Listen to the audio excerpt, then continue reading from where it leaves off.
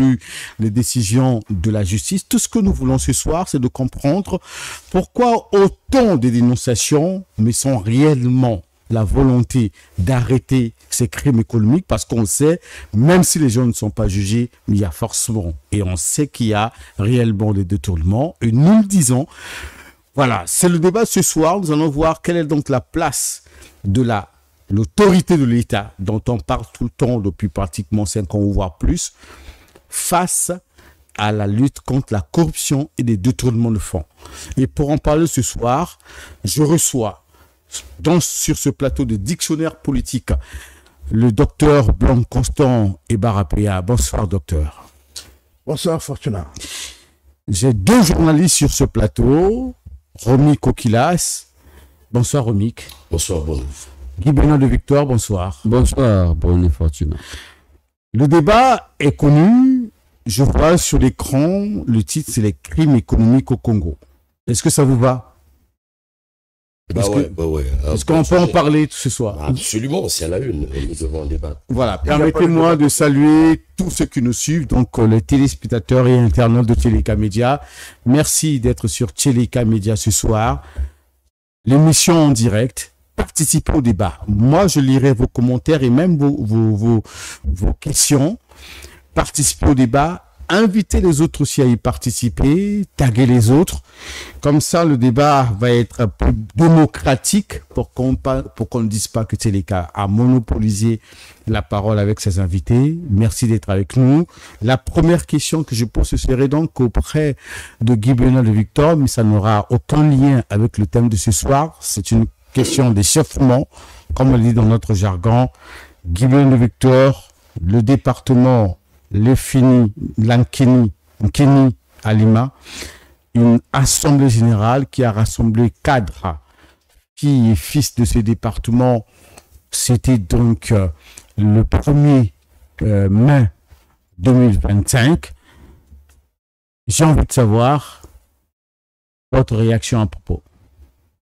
Bien, merci beaucoup. Les gens sont dans la chaleur, dans la joie d'avoir un département. C'est bien. Malheureusement, je n'y ai pas participé parce que je n'y étais pas invité solennellement. Parce que vous êtes aussi dans ce même département. Oui, je suis fier de l'être. Je suis fier d'appartenir à Nkini à Lima. Ah ben voilà, je suis fier d'être là. Bon, mais sauf que les organisateurs, je ne sais pas, ils n'ont pas laissé une invitation en bonne et due forme. Oui. Et comme nous sommes des hommes de principe, on ne peut pas participer à la fête de truie quand on ne vous a pas invité.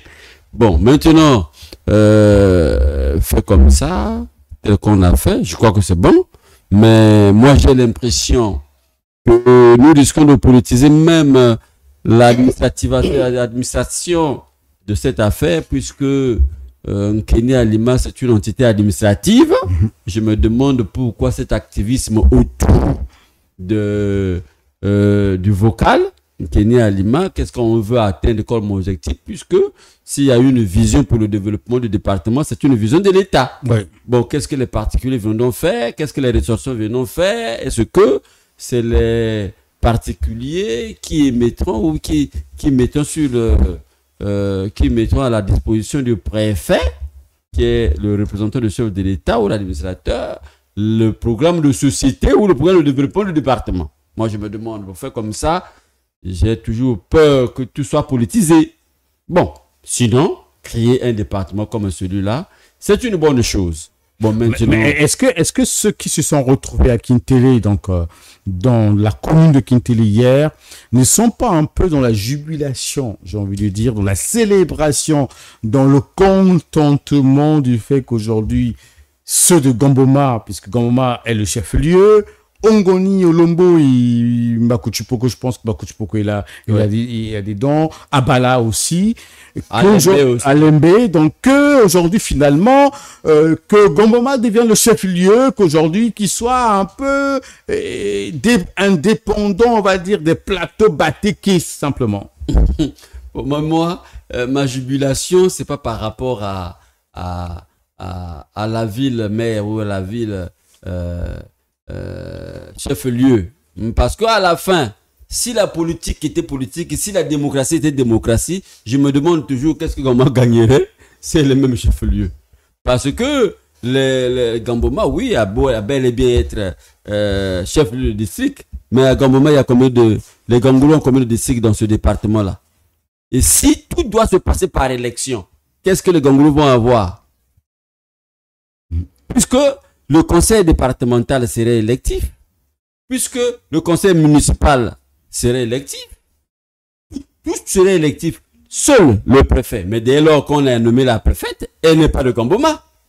Mais parce que cela relève du pouvoir discrétionnaire du chef de l'État qui nomme à des hautes fonctions. Mais les autres fonctions pour administrer la circonscription sont électives.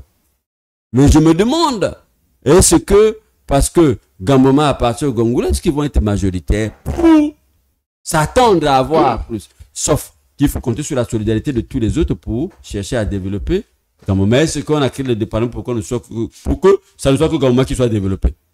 C'est pour développer tout le département. Donc, en ce moment-là, la jubilation, là, je ne suis pas trop partisan parce que je veux qu'on réfléchisse honnêtement sur ce que va nous apporter le nouveau département, contrairement à ce que les plateaux ne nous ont pas apporté. Par exemple. Voilà, nous avons un homme sur ce plateau qui a participé à cette rencontre. Voilà, donc c'est le docteur Blanc-Constant Ebarapéa. Il y a été. Docteur, rebonsoir. Donc vous étiez à cette rencontre. Est-ce que vous étiez parce que vous y êtes ressortissant ou originaire ou simplement en tant qu'intellectuel? Bien, merci. J'ai appris la nouvelle par l'entremise d'un parlementaire. Il m'a fait un message. C'était un message transféré. Certains me l'a reçu et puis il l'a transféré. Je l'ai reçu et puis je lui ai posé la question est-ce que c'est ouvert à tout le monde? Il dit oui, c'est ouvert à tout le monde. On va se retrouver, les originaires du département de Mankini. Bon, je suppose que il me l'a envoyé parce que je suis ressortissant de ce département. Kenya Alima.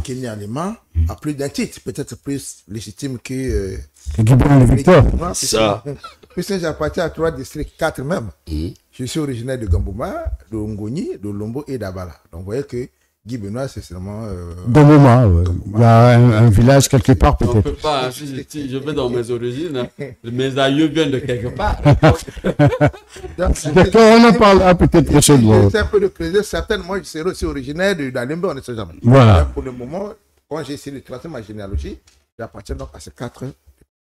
Mais ce qui m'a beaucoup plus poussé à partir, à y aller, c'est mon statut de chercheur. Parce que je vois souvent, on organise ça, le cas de plateau, pendant les élections. Je rappelle qu'en 2011, ils avaient créé un groupe comme ça et j'ai été injecté du groupe. Ils m'ont injecté du groupe. Un groupe Kenya Alima? Non, à l'époque, c'était au Nombo 2021. Un groupe WhatsApp qu'ils ont créé et puis on devait donner les... Et quand je suis rentré dans le groupe, j'ai eu même des accrochages avec un ancien vice-maire. Et ils m'ont injecté du groupe parce que par incompatibilité d'humeur, voilà, je préfère le dire, par incompatibilité d'humeur. Alors finalement, je dis, ben voilà l'occasion, je vais voir qu'est-ce qui se passe là-bas, comment est-ce qu'on s'organise, de quoi s'agit-il. Et j'avoue que quand j'arrive dans la salle, je suis d'abord surpris par le présidium qu'on a mis en place. Parce qu'en réalité, c'est pas mauvais que les originaires d'un département ou bien d'une sous-préfecture se retrouvent. C'est pas mauvais. Mais il faudra que ça reflète les sensibilités départementales. Et lorsque je me retrouve, je vois sur le plateau, sur le présidium, comme on appelle le PCT, ou voilà. Alors, il y a surreprésentation d'une sous-préfecture et l'absence des autres. Je veux décrire ce que j'ai vu. On va voir qu'à Gamboma, Gamboma était représenté par deux personnalités. Vous avez le parlementaire, je pense qu'il est toujours sénateur, M. Nguyen Montard, et Hugo Ngolondele, ministre des Sports et député de Gomoma. Vous arrivez à Ongoni, il y avait le ministre, non, le Président du Sénat. président du Sénat, Pierre Ngolo, qui, disons-le, n'est pas l'élu d'Ongoni. Il est l'élu de Brazzaville. Brazzaville, ouais. Voilà. Et puis vous avez Olombo qui a taillé la part de Lyon, avec au moins 6 représentants. Alors, à Bala, il y en avait, je dis 2, parce que la troisième, c'est Oba Apono, le vénérable Oba Apono. Puis vous avez juste... je mets de côté, hein. C'est là, je ne peux pas le mettre dans Bala comme tel, mais je mets comme de côté. Ou bien si on peut être moins rigoureux, on insère. Mais Olombo a été représenté par 6 personnalités. Mais il y a eu l'absence criarde de Makoti Poko et d'Alembe. Premier élément qui a attiré mon attention. Deuxièmement, nous sommes arrivés, bon, on a présenté l'ordre du jour, on a eu l'impression, c'est même pas l'impression de ce qui s'est passé, mais j'ai au départ eu cette impression que c'est les gens qui s'étaient déjà organisés depuis, et on nous présente un bureau de coordination, et il y avait la coordination et l'autre, je ne sais plus trop. Le directoire. Le directoire. On nous présente un bureau qui n'a été élu par personne. Au nom de quoi ils l'ont fait? Quels sont les critères de choix? Et puis on vous dit, on a un bureau ici, ben voilà le président Saint-Tel. Qui vous a élu? Au nom de quoi? Au nom de quelle légitimité? Puisque si nous voulons parler département, on doit associer les différentes forces. Et là où j'ai donc déniché de l'imposture, et là je n'ai pas eu tort d'y aller, hein, franchement, c'est que ce soit le directeur et autres, c'est former des politiciens. À l'exception de M. Wonene Obambi, l'opérateur économique. Qui est considéré aussi qui est un opérateur économique proche du pouvoir, proche, qui ne vivrait qu'aussi proche du pouvoir d'ailleurs. peut dominer au pouvoir. Ouais. Alors, donc, la notion de cadre, c'est qu'il faut appartenir au parti, il faut être élu. Déjà, vous allez voir un directoire pléthorique. Non, mais non, vous vous intéressez, vous parlez du directoire, mais est-ce que la rencontre là n'était pas vouée à un simple rassemblement de fils et filles de ce fameux département pour parler de l'avenir du département? Est-ce que c'était pas ça? Pourquoi vous vous intéressez au directoire alors qu'il fallait, et la rencontre était vouée à l'avenir du département, ce qu'il faut faire exactement? Très bien. Moi, je vais quand même, il faut repartir à l'intitulé. Qu'est-ce qu'on nous a dit à l'intitulé? Il s'agissait de l'Assemblée générale d'organisation d'espace Kenya Lima. Des espaces. L'espace Kenya Lima. Ouais. Donc, il s'agissait d'organiser l'espace Kenya Lima. On parle d'assemblée, on parle donc de l'Assemblée générale. S'il s'agissait d'une assemblée générale, ça veut dire quoi? Les instances devaient être mises séance tenante. Mais on nous apporte déjà des trucs, un bureau qui a déjà été fait, bon, composé que des politiques. Mais docteur, non, je vais donner la parole à Rémi parce que ce n'est pas notre sujet du jour. Qu'est-ce qui vous dérange? C'est le bureau qui a été mis en place ou les projets qui ont été développés? Je venais, c'est parce que vous m'avez interrompu. Il n'y a aucun projet économique. Aucun projet. C'était quoi l'objet de la rencontre? Et c'est la question que je me pose. Donc, on est venu entériner une coordination qui a été concoctée dans une chambre. Et si vous voulez faire comme ça, moi je n'ai pas de problème, je n'ai aucun problème. Mais n'invitez pas les gens à venir. N'invitez pas les gens, ne demandez pas aux intellectuels de venir. Comme vous pouvez imaginer qu'on fait un truc comme ça. On est là dans une logique, dans une dynamique de construction de notre espace qui est Kenya Lima. Ça veut dire que nous allons élaborer un certain nombre de budgets, un certain nombre de projets pour cet espace. Parce que nos aînés qui ont procédé de la sorte, ils n'ont pas tenu compte de l'échec de la municipalisation accélérée des plateaux. Des plateaux. Mais voilà. Et on est en train de reconduire les mêmes réalités. Pourquoi? Parce qu'ils en ont fait un problème politique. Mais non, l'échec de la municipalisation accélérée des plateaux n'est pas l'échec de la municipalisation d'un nouveau département qui n'a jamais connu la municipalisation. C'est programmé pour échouer parce que c'est les mêmes acteurs. qui étaient là dans le département des plateaux. On se trouve dans l'animal qui les apporte les mêmes logiques. Ça veut dire ce qui a changé, c'est juste le nom et quelques... C'est le nom et la délimitation géographique. Et certains acteurs qui sont restés de l'autre côté de l'animal, de l'Ankeni. Oui. Sinon, c'est les mêmes acteurs qui étaient là pendant l'administration. Ils n'ont pas tenu compte de cet échec-là parce qu'on fait des projets de développement, on n'associe pas les universitaires. Il y en avait plein dans la salle.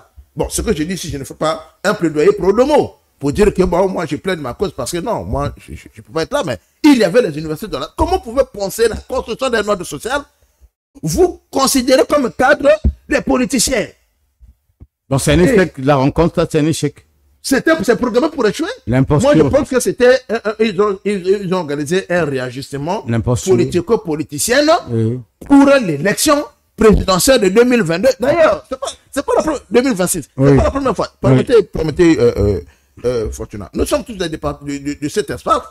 Personne n'a le titre foncier du département de Mankeni pour penser que dès qu'il y a des choses, c'est les mêmes qui doivent prendre des décisions. Comment ça devrait se passer réellement pour boucler? Laissez-moi venir.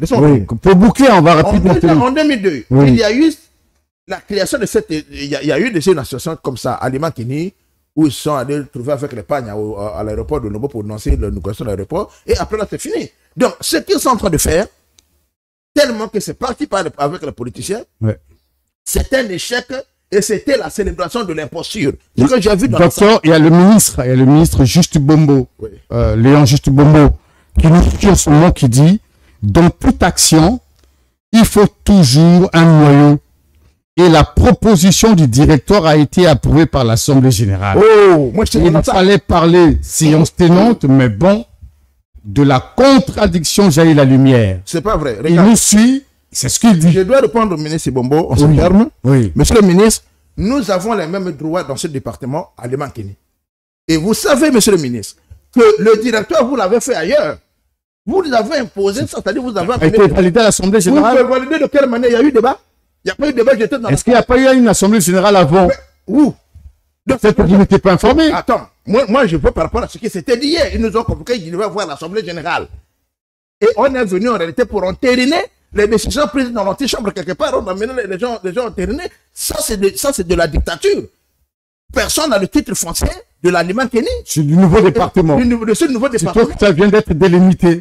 Mais peu importe. Personne, pourquoi il n'y a que les... Pourquoi donner ça, la préséance aux politiciens? Au nom de quoi? Est-ce qu'on est cadre du moment où vous êtes nommé ministre ou élu conseiller, député, autre, vous devenez automatiquement cadre et vous avez le droit de décider au nom de tout un département. Mais dans ces conditions, il ne fallait pas qu'ils invitent les gens qui se retrouvent comme ils ont fait dans des histoires de campagne. Et vous vous êtes senti piégé dans cette affaire? Pas piégé. Moi, je suis parti pour vérifier. Et un chercheur ne perd jamais. Soit il gagne, soit il apprend. Et j'ai bénéficié des deux.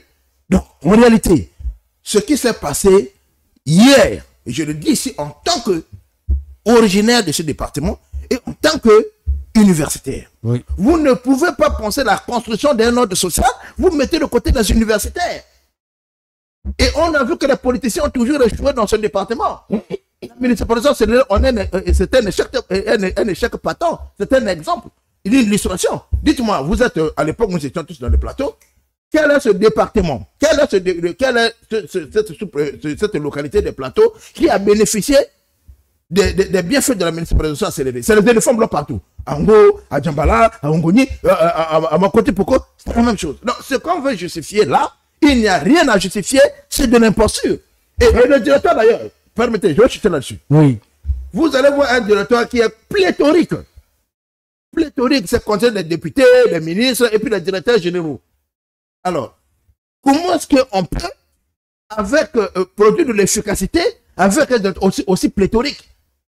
Et lesquels vont donc penser la construction de cet ordre social? C'est les politiciens qui ne pensent pas. Lorsqu'on sait que d'ailleurs, certains de nos frères qui sont ministres, certains ont bourré dans une même en étant seuls. Ils ont quelle légitimité? Même s'ils sont élus. Ils ne doivent pas, si c'est l'affaire qui concerne le département, ils ne doivent pas s'en accaparer parce qu'ils sont ministres, parce qu'ils sont députés, parce qu'ils sont sénateurs. D'accord, docteur. Merci beaucoup pour votre coup de gueule. Romy Kokilas, je n'ai pas envie de parler comme un ancien ministre de l'économie en France, un ancien ministre français de l'économie qui posait les questions à un journaliste, qui disait d'ailleurs à un journaliste que moi, je sais aussi que vous n'êtes pas français d'origine, puisqu'il parlait de l'immigration. J'ai envie de vous dire que vous n'êtes pas aussi de ce département, mais on parle de ce département quand même. Et voilà, mais vous avez des amis, Guy Benoît, Blanc-Constant et Barapéa, et même d'autres d'ailleurs, qui sont de ce département. Vous avez suivi de très près. Est-ce que c'est fait? Avez-vous un commentaire? Absolument, en tant que sujet, il faut dire qu'ils nous ont été volés à peine qu'on était dans le plateau avec eux. Voilà, c'est une répartition administrative qui se laisse accaparer par les politiques. Je viens de suivre mes frères du plateau d'hier, mais il faut rappeler que je suis du plateau légendaire et historique. Voilà. Et comme il a dit, je suis fier de l'être. Alors, en tout cas, lorsque j'ai écouté les deux, et surtout le docteur Conseil Barapéa qui était dans la salle, j'ai envie de dire qu'on est fatigué avec la politique religion. La politique? Religion. Et c'est ça la marque aux Congolaises. Mhm. Il a dit quelque chose de fondamental. Vous savez, les questions administratives relèvent de l'administration de l'État et il y a des cadres appropriés pour lancer la vie dans un département. C'est curieux qu'au Congo. Imaginez-vous un seul instant qu'en France, que le parti de Macron rassemble tout son personnel pour aller donner vie à un département. Ça pue. Ça pue la bêtise, permettez-moi. Ça n'a pas de sens. Il faut peut-être au Congo pour vivre ça. Je pense pour ma part, on laissait libre main au ministre Mboulou, Oui. qui connaît les cadres administratifs, d'organiser la vie d'une nouvelle administration au niveau départemental. Parce que, moi également, dès l'annonce, je ne suis pas contre, hein, parce qu'avec le politique, dès que vous dites intellectuellement, ils pensent qu'on est contre. Mais en fait, leur manière de faire croise le vrai modèle. Et quand ça croise, ça choque. Okay. Nous ne faisons que rappeler. Okay. Depuis quand les politiques nommés et qui arrivent parfois juste parce que, bon, nous savons comment les nomment. Ce n'est pas parce que vous êtes politique ou un ministre que vous avez l'art de gérer l'administration, l'art d'impulser les administrations. C'était une rencontre du pouvoir. Moi, dès l'annonce, comme il a dit, je me suis rappelé de l'initiative prise à l'époque au plateau. Je ne suis pas contre. Et ce qui fait mal, c'est que ça, c'est donner une mort-née, une mauvaise naissance à un département. Ça ne peut pas plaire aux Congolais.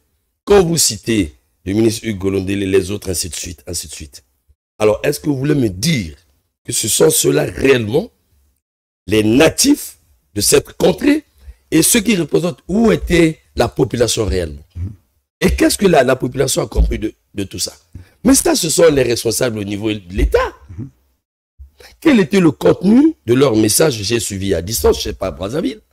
Et surtout, quel était l'objectif à atteindre? Mais quand vous suivez, c'était juste pour plaire. Comment les politiques peuvent décider l'avenir dans un département? Je voudrais répondre au ministre Ibombo, qui est un frère et un ami, mais d'ailleurs, il doit le dire de la sorte parce qu'il est politique. Mais je veux lui dire, dans quel état au monde vous avez vu des... Vous savez, un politique, c'est quoi? C'est un monsieur qui a adhéré à un parti politique. Un parti politique, c'est une association privée, ce n'est pas l'État. Et quand vous êtes nommé, vous êtes nommé simplement pour assumer une tâche. Mais vous n'êtes pas spécialiste en la matière. Mais moi, j'aurais souhaité voir le ministre Mboulou avec des cadres ici. Les énarques qui connaissent bien ce travail, fait le travail. Je suis d'accord avec lui pour dire, ça renvoie un message aux Congolais. C'est une façon d'embrigader, je vous en prie, c'est une façon de voler la vedette, politiser la chose, parce que nous sommes à l'orée de la présidentielle. Vous pensez que le président est d'accord avec ça? Je le dis. Le président ne peut pas être d'accord avec ça. Ça, c'est vouloir charmer le président Denis. Il n'est pas d'accord avec ça.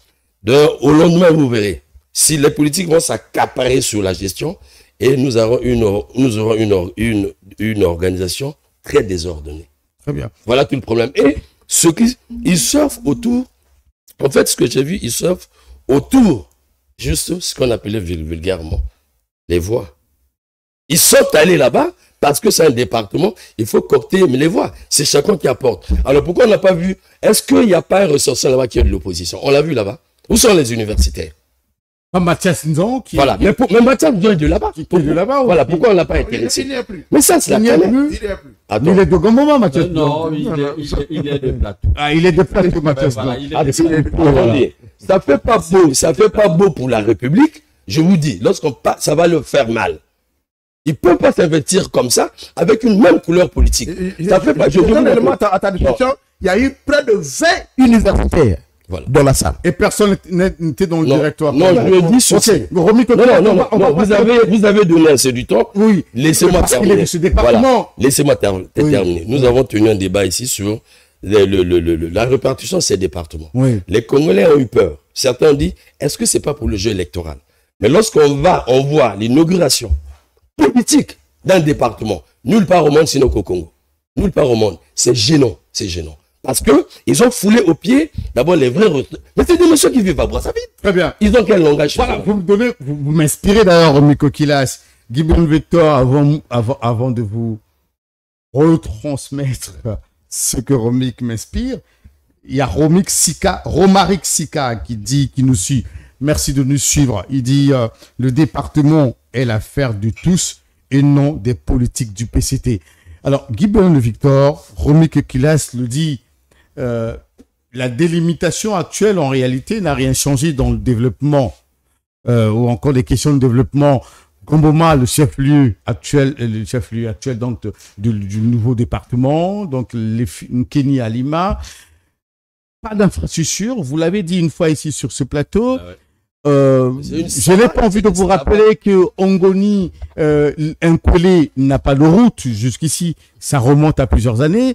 La route d'Abala, nous avons suivi le dernier reportage qui a été diffusé, mais elle est dans un état catastrophique où rien, en réalité, aucun véhicule ne peut passer par là. Mais dites-moi, est-ce que c'était pas aussi dans ce but de vouloir prioriser les projets de ce département que ces cadres, comme le docteur Blanc-Conseil Barapéa, se sont rassemblés à Kintele, à Brazzaville, au lieu peut-être de Gamboma, le chef-lieu, Lombo, à Bala, mais ils ont préféré Brazzaville. Non, la commune de Kintele, pardon. Merci beaucoup, Fortuna. Je remercie le ministre Léon Juste Bombo qui vient de nous envoyer l'ordre du jour de la réunion et vous allez vous rendre compte que dans cet ordre du jour-là, il n'était pas question de réfléchir sur le développement du nouveau département. Puisqu'il dit 1, vérification des présences, naissance du nouveau département, nécessité d'une structure, caractère d'une structure, mise en place des instances, adoption des documents finaux divers. Bon, vous voyez, et moi, c'est ce que je dis, j'ai peur qu'on politise cette affaire-là. Je vous l'ai dit. Ça n'a pas encore été politisé, juste ici, on peut comprendre. Et vous savez que, vous savez que la préfète n'a pas encore pris ses fonctions. Bon, ce qu'on fait là, ça veut dire quoi? On va dans quel sens? On va où? Dans tous les sens. Parce que l'affiche ou la feuille de route du préfet ou de la préfète sera dictée par quoi? Le gouvernement, n'est-ce pas? Les particuliers qui se réunissent autour de l'espace Nkeni à Lima, c'est pour faire quoi? Donc, on a politisé. Et quelqu'un a parlé ici. Est-ce que là-dedans, on peut retrouver les frères et sœurs de Nkeni à Lima qui sont de l'opposition? Pourquoi ils n'ont pas été là? Lesquels, par exemple? Ah non, je ne veux pas citer les individus, soit parce qu'ils sont nombreux. Les cadres, ils sont nombreux. Mais lesquels de l'opposition? Parce que vous pensez quoi? Vous pensez qu'à l'opposition, il n'y a pas de cadres? Moussela. Pourquoi Mboussela n'était pas là? Puisqu'il est sur place, si les autres peuvent être en dehors de Brazzaville. Mais pourquoi Mboussela n'est pas là? Pourquoi les autres n'étaient pas là? Et pourquoi nous autres n'avons pas été invités? Nous ne sommes pas de l'opposition quand même. Peut-être que vous n'avez pas fait attention. Ah non, mais attends, mais nous ne sommes pas de l'opposition. Bien, Victor, le ministre Léon Juste Bombo, il nous publie le compte rendu. Oui. Certainement pour corriger ce que disait le docteur Blanc Conseil Barapéa. Il dit compte rendu de l'Assemblée générale des originaires du département de la Nkeni à Lima, Kintele le 1er mai 2025, c'est très lent. Je vais rapidement passer. Vérification de présence, naissance du nouveau département. Donc, 3e point, nécessité d'une structure. 4e point, caractère d'une structure. Mise en place des instances. 6e point, adoption des documents finaux. 7e point, divers. On a l'impression que le docteur n'était pas dans la salle. Okay. Voilà. Ce jeudi 1er mai 2025 a eu lieu au Grand Hôtel de Kintélé, l'Assemblée Générale des originaires. Donc, je vais passer sous le patronat du vénérable président du Sénat, Pierre Ngolo. Le directoire était composé de président, vénérable président Pierre Ngolo, vice-président, ministre d'État Pierre Oba, deuxième vice-président vénérable Oba Apounou, premier secrétaire ministre Bruno Jean-Richard Itoua, deuxième vice-secrétaire Paul Karoff. C'est un journaliste, lui, est député. Ben oui. Voilà. Donc, vice-secrétaire Paul Carrefetou. Troisième vice-président, ministre Hugues Ngolo-Délé. Quatrième vice-président Paul Bambi, rapporteur trésorier, ministre Léon Justi-Bombo, vice-rapporteur Boris Iloy Ibarra, ministre Ludovic Ngate, député Joseph Mbossa, vénérable Paul Sanissingué, camarade secrétaire permanente Pauline Isongo, camarade secrétaire permanent Aristide Ngama Ngakoso. Le quorum étant largement atteint, contrairement à ce que nous dit le docteur Blanc-Constant Ibarra PA, le président de la séance, le vénérable Pierre Ngolo, a ouvert les travaux. L'Assemblée a observé les applaudissements nourris. Vous étiez dans la salle. Vous le direz. Et pour remercier le président de la République pour la création du nouveau département. Donc, il remercie le président de la République pour l'info. Et puis, dans son mot liminaire, le président Pierre Ngolo. Voilà. Non, mais je suis en train de lire rapidement. Ah non. Non. Enfin. J'avais la parole. Je passe rapidement. Enfin. La mise en place des instances. La mise en place des instances, à savoir la coordination de directoire. Voilà. Sont membres de droit. Oui. Les hauts cadres, les cadres de la notabilité du département, tous les députés sont de droit membres du directoire. Bien. Ils sont pas du même. Voilà, Mundele Ngolo et oui, ça, machin, on passe et enfin une déclaration de soutien au président de la République a été rendue matin.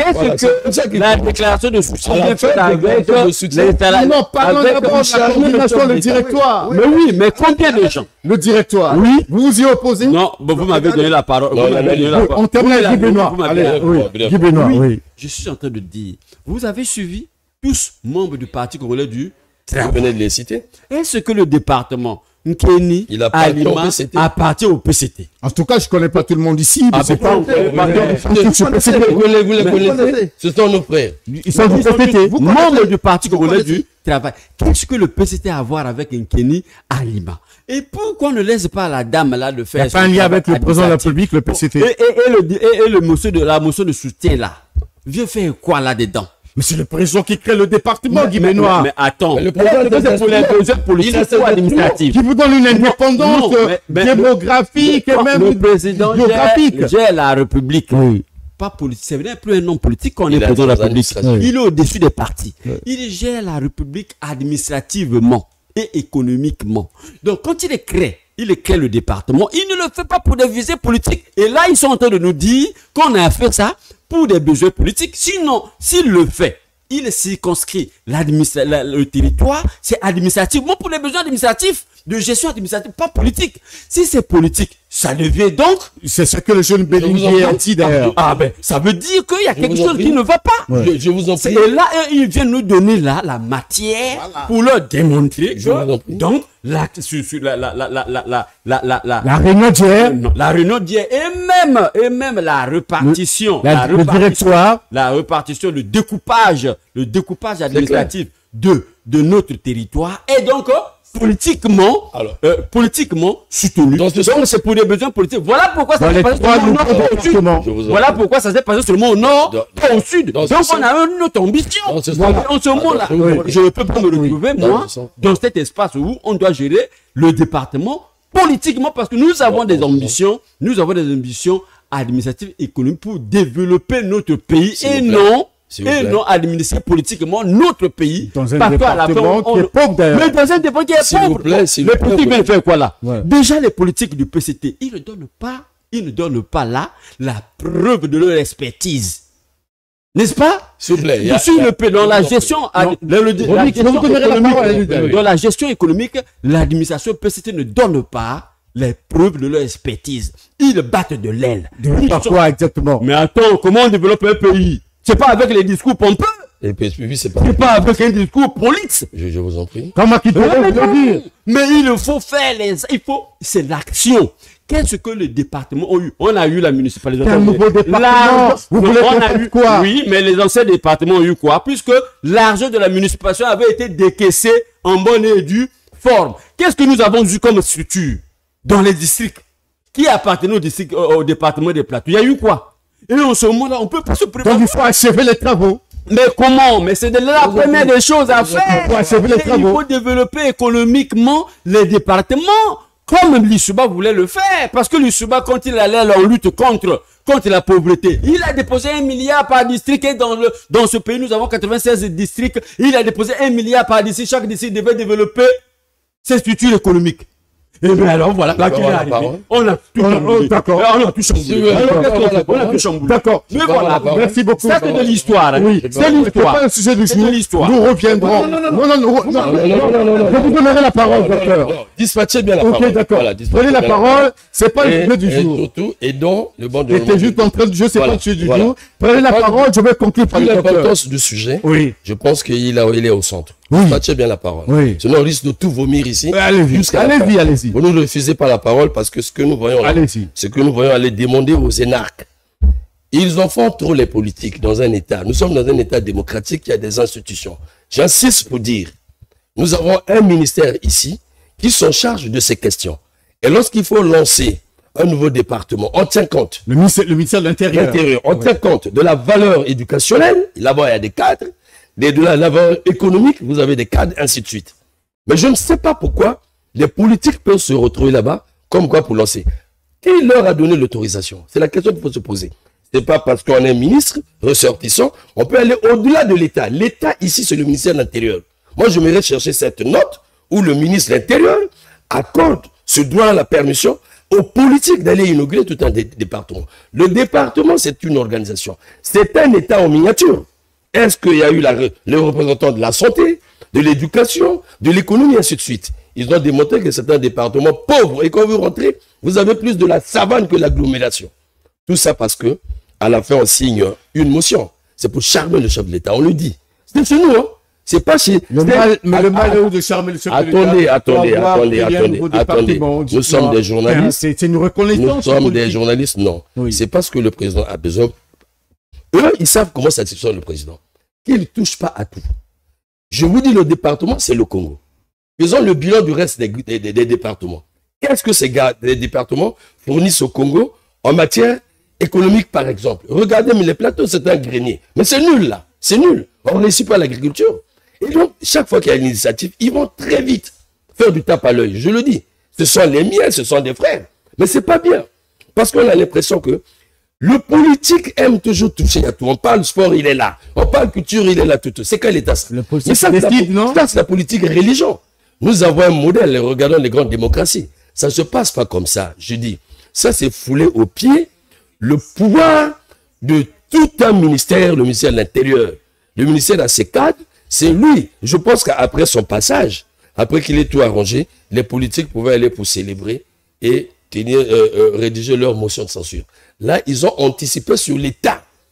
Le politique est sous l'État. Mais là, ils ont anticipé sur l'État. Ça ne fait pas beau. En tout cas, ça ne fait pas beau. Et c'est ce qui a fait reculer tous nos départements. Au ministre, j'aimerais dire, je le dis ouvertement, j'ai envie de recevoir le ministre Ibombo sur mon plateau Mac Bazar sur la question. Voilà. D'accord. Parce que ces foires ont toujours apporté quelque chose de négatif dans le développement Voilà, du je pays. tiens à vous rappeler que vous êtes l'animateur principal, sinon le présentateur de Mag le Bazar sur DIRTV. Docteur, avant de vous donner la parole, je vais lire rapidement ce que les internautes et les abonnés de Tchelika disent puisqu'ils participent au débat. Il y a Junior Ondongo qui nous dit c'est honteux. Donc certainement par rapport à ce que nous disait Romaric Sika qui revient encore pour dire que depuis quand on installe un membre sont les statuts et le règlement intérieur. C'est des questions que je pose. Et vous avez été dit Kanoa qui dit on ajoute les nouveaux départements, on nomme les préfets de ces nouveaux départements. Malheureusement, on ne dispose pas du tout le temps d'actualiser la nouvelle carte du Congo. Qui d'autre encore, Godefran Kodjakizan, il dit ils sont pour certains des milliardaires et des millionnaires, mais leur département, dans quel état donc il s'interroge là. Voilà, il y a Daniel Mabanda qui nous suit. Merci de nous suivre. Bonsoir à vous. Il y a Geoffranco Dia aussi qui dit heureusement que le politologue et l'homme de la vérité Guy Benoît de Victor sont là, dont les vérités sont, donc des vérités sont dites. Il vous considère comme l'homme de vérité. On va beaucoup le saisir avec le docteur. Permettez-moi de le faire parce que c'est pas notre sujet de ce soir. Si vous voulez, on va donc parler réellement du département, votre nouveau département. Je parle de vous et Guy Benoît de Victor. Dites-nous, le ministre Léon Juste Bombo nous a envoyé les conclusions. Nous avons l'impression que vous n'étiez pas dans la salle. Et les conclusions, quelle valeur? Merci. Ces conclusions ont quelle valeur? Ils n'ont une valeur. Docteur. Je me suis donné l'obligation de toute ma vie de ne pas cautionner l'imposture. Il n'y a pas une imposture. C'est moi, monsieur. Allez-y. Bien. Deuxièmement, personne. Alors, personne n'a le titre foncier du département de la Limankeni. Je dis bien personne. Et c'est un bien qui nous appartient à tous. Lorsque, monsieur le ministre, Léon Juste Bombo, monsieur le ministre Ibombo, qui est d'Abala, il faut le rappeler. il est d'Abala, oui. Oui. Pas le contraire. Oui. Il est d'Abala, mais moi j'appartiens à Bala Ongoni au Nobo Gambouma. Ah, voilà. On peut comprendre. Donc, voilà. Donc, sur le point de la représentativité, je suis plus légitime que lui. Donc, revenons. Il n'y a aucun problème que les originaires des départements se retrouvent pour penser leur département parce que on peut se constituer en société civile et apporter l'expertise au gouvernement dans tel ou tel domaine. Puisque nous connaissons que notre département est pauvre. Problème d'école, problème de ceci, on peut nourrir des réflexions là-dessus. Il n'y a pas de souci. Mais lorsqu'ils vous ont envoyé le directeur et la coordination, dites-moi quel est l'électron libre qui est là. Tous sont des institutionnels. Voilà. Tous sont des institutionnels. Donc, ça veut dire quoi? Le département des plateaux de Limankeni, c'est l'affaire des institutionnels. Donc, il suffit que... Qui est le cadre? Je rappelle, puisqu'ils sont tous du PCT, dans les années... Après la création du PCT, il y avait un... Je ne sais pas appeler ça slogan, un principe. Il disait cadre rouge et expert. Donc, vous ne devez pas seulement être rouge, vous devez disposer d'une expertise. La compétence. La compétence. C'est pourquoi le PCT s'était positionné comme un parti d'avant-garde, Voilà. qui était d'abord élitiste. Vous ne pouvez pas penser la construction d'un ordre social en vous appuyant que sur les institutionnels, dont certains, je dis bien certains, lors des élections, bourrent les urnes même en étant seuls. Ça pose un problème. Il ne devrait pas s'en accaparer. Pourquoi il n'y a pas des électeurs libres dans ce directoire et dans tout ce qu'ils ont fait là-bas? Donc, dans ce directoire, il y a des faux députés, des faux... Je ne dis pas ça. Si vous dites ça, vous... Non, je ne le dis pas, je pose la question. Je dis ceci. Si vous dites ça, Il y a des députés... moi, je n'ai pas besoin d'un ventriloque pour parler à ma place. Si vous voulez dire ça, dites-le, vous avez la responsabilité. Le ministre... J'ai la souveraineté de la pensée. Oui, pour vous compléter, le ministre Léon Juste Bombo ajoute pour dire... Il faut lire la déclaration et surtout l'ordre du jour de cette Assemblée Générale. Elle a quelle valeur? Inclusive. Je dis bien inclusive. C'est pas vrai. La déclaration, attendez, écoutez, la déclaration, on est venu lire la déclaration. Tout comme l'ordre. Et il y a Daniel Mabanda qui répond au ministre qui dit c'est une vraie honte pour notre pays. Laissez-moi dire la chose suivante. Mais le bureau qu'ils ont lu là, ils ont été élus. Nous sommes en Assemblée générale, on élit les dirigeants. Qui les a élus? Ils ont quel mandat? Qui leur a donné le mandat? Non, je n'ai pas fini. Voilà la vraie question. Je n'ai pas fini. Il y a une forme d'usurpation d'un mandat parce que le peuple ne leur a pas donné le mandat. Je vais parler d'imposture. Nous, on s'attendait à ce qu'à la fin, on organise, que les gens qui étaient dans la salle, au moins, puissent élire un bureau. Mais ils nous ont proposé un bureau dans l'antichambre. Là-bas, on est venu lire. Et ce bureau comme ça se passe au congrès du PCT. Et ce bureau-là est composé uniquement de membres du PCT. Donc ça veut dire que le département Limankeni, c'est devenu des affaires des politiciens. Qu'en est-il des autres? Donc nous sommes des étrangers sur notre territoire. Et vous voulez que les gens applaudissent ça. Je vous dis une chose. Oui. D'ailleurs, après, moi je suis resté là-bas jusqu'à la dernière minute. J'ai discuté avec les gens en aparté. J'ai discuté avec les compatriotes, les frères. Oui. Mais le discours qui sort, moi je ne sais pas si après un tel travail, ils ont eu à faire un travail pour avoir le retour de ceux qui étaient là. Mais le discours qui sort des gens que j'ai discuté avec les intellectuels, même ceux qui applaudissent, Une déception. ils vont généraliser. C'est une déception généralisée. Donc, si on voulait faire une démarche inclusive, parce que là c'est exclusif, ils ont exclu une bonne partie qui ne sont pas du PCT. Puisque je m'attendais à ce qu'à la fin, on mette par exemple des commissions, puisque l'objet c'est de réfléchir sur notre département, le futur de notre département. On devait mettre des commissions, les centres de réflexion, par exemple, telle commission économique, vous prenez telle universitaire, nous avons par exemple, puisqu'ils veulent prendre des institutionnels, nous avons par exemple le DG de la douane, qui est économiste. Qui n'est pas dans le bureau d'ailleurs. Si, tous les DG, c'est ce que je dis dans la salle, tous les DG sont du directoire. Bien sûr, c'était dit, j'étais dans la salle. Oui, mais j'étais dans la salle. Maintenant, si vous voulez, prenez vos histoires, faites comme ça. On devait organiser tel secteur, vous prenez ceci, tel secteur, vous prenez ceci. Parce que à la fin, j'ai posé des questions à ceux qui étaient à côté de moi. Je dis, ben, on est venu faire quoi ici finalement? Et au sortir de la salle, c'était une déception généralisée. Vous savez que nous sommes dans une forme de curialisation des mœurs. Les gens ont peur de s'exprimer, ils parlent dans la poche. Mais ce qui s'est passé hier, il faut qu'ils corrigent le tir parce que le département des plateaux de la Martinique, ça n'appartient pas qu'aux institutionnels. Et c'est les mêmes. Quand il y a une situation, c'est les mêmes. Sur quelle base ils ont été élus? Sur quelle base ils ont constitué cette affaire? Les politiques, vous avez des charges administratives. Ils ont des charges administratives au niveau de l'État. Occupez-vous de l'État. Organisez la société civile. Voilà. Donc, ici, je ne peux pas, je dénonce cette imposture avec la dernière énergie parce que je ne suis pas étranger dans ce département. Voilà. D'accord, merci messieurs. Il faut associer, il faut qu'il Docteur, merci. Il faut qu'il ait une démarche inclusive. Mettez des commissions, mettez des commissions qui réfléchissent là-bas, qui mettent des commissions et qu'ils retirent la connotation politico-politicienne. D'accord, merci messieurs. Voilà. Ce débat de ce soir n'est pas consacré au département Kenny Lefini, mais rapidement pour boucler, Romy Kokilas, le ministre Léon Juste Bombo, il dit je suis partant pour le plateau Mac Bazar.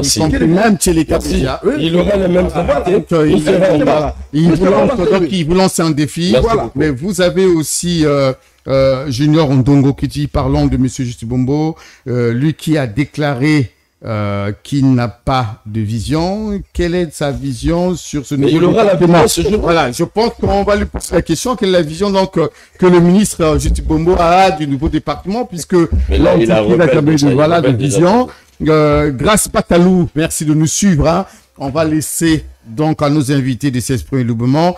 Il y a Tchafnat Paineacha, c'est un peu compliqué de prononcer ce nom. Il dit, nous comprenons aisément que ces départements ont été créés pour des fins politiques. Pour les besoins de la France.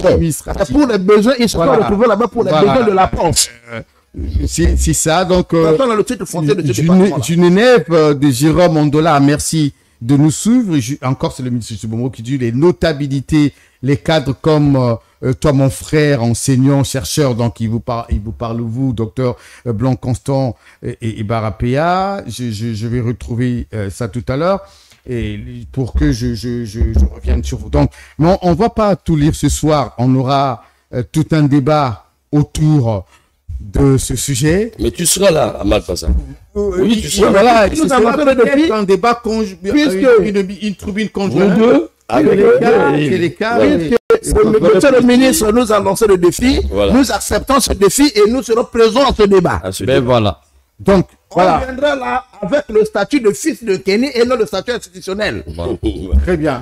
Merci. C'était juste une entrée, ça nous a pris plus de 30 minutes pour parler de l'Ankeni à Lima. Ce nouveau département, on constate finalement qu'il y a beaucoup de choses à boire et à manger. Nous reviendrons là-dessus pour voir de fond en comble le niveau de développement de ce département, les défis qu'il faut et ce nouveau directoire qui a été mis en place, présidé par le président du Sénat, le président donc Pierre Ngolo. Mais nous allons vous constater qu'ils ont dénoncé l'imposture, ils ont dénoncé de la triche. Mais en réalité, il y a un lien direct avec ce que nous voulons dire tout à l'heure. La triche, le détournement, la corruption, on en parle tout le temps. L'actualité aujourd'hui est dominée parce que le procureur de la République à Brazzaville, donc Oko Ngakala, qui a lancé un mandat d'arrêt qui serait officiellement annulé. On n'a pas jusqu'aujourd'hui reçu une note officielle, mais au moins on sait qu'il y a des poursuites contre quelques cadres du Trésor public, parmi lesquels le célèbre, celui qui est devenu célèbre et qui l'a toujours été, Silver Dongou, dit Zidane. Mais nous ne parlons pas de ça ce soir en réalité. Nous ne commentons non plus les décisions du procureur, ou nous ne voulons pas supputer ou analyser ces décisions, mais nous voulons juste partir de cet aspect pour voir tout ce qui s'est passé avant, puisqu'il n'y a pas que ça. Je n'ai pas envie de rappeler, les invités qui sont sur le plateau le diront. On parle maintenant trop de détournement dans ce pays. Messieurs, docteur Blanc-Constant Barapéa, je vous laisse quand même le temps de vous reposer. Voilà. Mais je vais prendre Guy Benoît de Victor. Est-ce que vous entendez parler aussi des détournements? Je crois que c'est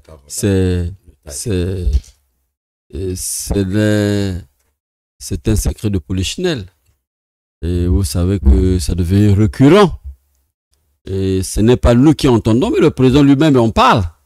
Puisque c'est le président qui a parlé à haute et intelligible voix, qu'il ne peut plus y avoir ici, il n'y a que les menus frétins. Quand il parle des menus frétins, il fait allusion quoi? À la corruption, à la concussion, à la fraude. N'est-ce pas? C'est le président qui a mis sur haut-parleur tous ces détournements qui se passent dans ce pays, et il voudrait aller en lutte contre cela. Et nous, en tant qu'observateurs, en observant, on sait que ce que le président a dit, c'est la vérité, c'est vrai, ça se passe comme ça, parce que quand il a dit gratuité de la césarienne, on a augmenté. Quand il a dit gratuité du passeport et des actes administratifs, on a augmenté. Quand il a dit les femmes enceintes par le paludisme gratuit, on a augmenté. Bon, vous comprenez en ce moment qu'est-ce que ça veut dire? Et c'est encore lui, la dernière fois, qui nous dit, à l'université, il y a eu détournement de plus de 9 milliards. C'est encore lui qui le dit. Donc, le dire aujourd'hui, ce n'est pas une supputation, ce n'est pas non plus une spéculation, c'est pas nous qui inventons, nous ne prenons que les mots du président de la République, le conseil du président le mieux informé de la République. C'est lui qui l'a dit. Et nous sommes rassurés. Et encore, tel qu'on le dit, aujourd'hui, nous savons que le commun des mortels sait déjà qu'il y a eu des détournements à outrance au niveau de l'État et jusqu'au trésor public. Alors que le trésor serait la caisse de l'État et nul ne peut aller là-bas sans garde-fou. On en parlera, Guy Benoît. Ah ben non, mais je veux bien. Donc, je veux bien savoir que me poser cette question-là, c'est comme si vous voulez me piéger, puisque c'est connu par le commun des mortels. Et nous avions lu ici, sur la place publique, les notes du procureur de la République qui lance des mandats d'arrêt sur des individus qui seraient passibles, qui seraient fautifs de ces fautes-là, de corruption. Mais alors, comme vous avez dit, mais c'est pas le premier. Mais il faut remonter. C'est toujours été comme ça. Depuis la nuit des temps, on en parle, mais on ne fait rien. Et moi, j'ai peur que ça ressemble au simagri, ça ressemble au simulacre. Est-ce que c'est pas les simulacres? Docteur, avant de donner la parole, est-ce que c'est pas les simulacres? Moi, j'ai peur que ça ressemble au Constant et Barapéa, êtes-vous surpris aujourd'hui d'entendre de détournement des poursuites judiciaires contre certains compatriotes, à l'endroit de certains compatriotes? Écoutez, Fortuna, moi, je pense que j'ai mis en circulation dans ce pays le concept de l'État cartel. Et ce concept de l'État cartel faisait et décrit justement, quand vous regardez, si j'en ai décrit complètement dans ma tête, la manière dont les gens se sont organisés pour faire le braconnage de deniers publics. Oui. Cette affaire de détournement, de tentatives de poursuite judiciaire, et puis on arrête, c'est pas nouveau. Et vous vous rappelez, je crois que c'était en 2009, le président de la République, dans un discours officiel et solennel, avait déclaré que le trésor public ne sera plus un marché public. Dit du chef de l'État. que le trésor public ne sera plus un marché public, ça veut dire que nous, on se trouvait dans une situation, un pandémonium. Pourquoi? Parce que lorsqu'on parle d'un marché public, pas de trésor comme marché public, dans le marché, il y a quoi? Nous avons les offreurs, c'est un lieu de rencontre entre offreurs et demandeurs. Alors, sauf que le président ne nous a pas dit, en parlant on utilisait la métaphore du marché, qui était l'offreur, qui était le demandeur. Mais le problème de détournement de fonds au Congo, c'est récurrent. Nous avons eu les révélations des scandales de Panama Papers. Il y en a plein. Il y en a plein. On a vu l'argent des hydrocarbures disparaître. Des caisses de l'État. Un ministre a été entendu sur procès verbal. Le ministre a reconnu en disant que c'était une pratique récurrente. Mais pour régler ce problème, on a détruit la structure où était monsieur l'ancien ministre magistrat, Lamine Guélé. Et j'étais ce jour à l'hôtel FEPACO, où un ministre d'État, monsieur le ministre Ntilou, qui disait qu'il faut arrêter de salir les cadres. Alors que le ministre concerné était entendu sur procès verbal. Nous avons eu l'affaire FIGA. Nous avons eu les 14 000 milliards qui ont disparu. Donc c'est un sport quotidien de ceux qui gèrent nos institutions. Moi, ça ne me surprend pas du tout. Ok, d'accord. Ça ne me surprend pas du tout et ça ne va pas s'arrêter avec cela. Puisque l'affaire, me semble-t-il, est peut-être au niveau de la justice. Bon, moi, je ne veux pas rentrer dans faire des commentaires tendancieux. En attendant l'issue du procès, d'ailleurs, qui ne me rassure pas. Hein, qui ne me rassure pas. Très bien. Donc, attendons de voir. D'accord. Mais Romy Kokilas, êtes-vous surpris aujourd'hui de voir le procureur de la République lancer réellement, mais je crois que c'est pour une première fois, en dehors du cas Ngalibali, le député dont on a vu être donc l'élevé, comme on dit, l'immunité parlementaire très élevée, qui a été réellement poursuivi officiellement. C'est vrai qu'il y a eu aussi un autre député, mais c'est comme pour la première fois, surtout de cette nouvelle génération, on a vu voilà, un haut cadre qui a été nommé directeur général adjoint du Trésor. 4 ou 5 mois après, il est poursuivi. Ça peut être aussi une très bonne chose, comme aussi ça peut susciter des interrogations. Mais est-ce que vous êtes surpris qu'on parle aujourd'hui? On ne veut pas parler de lui, on ne veut pas commenter la décision donc de la justice, mais est-ce que vous êtes surpris aujourd'hui réellement qu'on parle des détournements dans ce pays? Lorsqu'on est un sujet humain, éduqué, et bien éduqué surtout, on est intellectuel, c'est trop désolant d'abord de débattre de telles questions dans un État, déjà. Et je regrette beaucoup, en tant que Congolais, de voir qu'au Congo, c'est devenu une question qui se parle aussi facilement. Quelle honte. Quelle honte en tant que sujet humain d'abord. Parce que tu me poses la question effectivement, parce que nous sommes obligés de nous la poser. C'est comme si nous étions dans un autre pays, c'est comme si ce n'est pas le même peuple. On connaît l'histoire de ce pays, nous sommes nés depuis, on sait ce qui se passe dans le pays, à moins qu'on ne vive pas dans ce pays. C'est une hypocrisie grave si on ne reconnaît pas que le Congo a atteint son paroxysme en matière de vol. J'ai grandi dans ce pays, je suis né dans ce pays. J'ai vu les changements des régimes.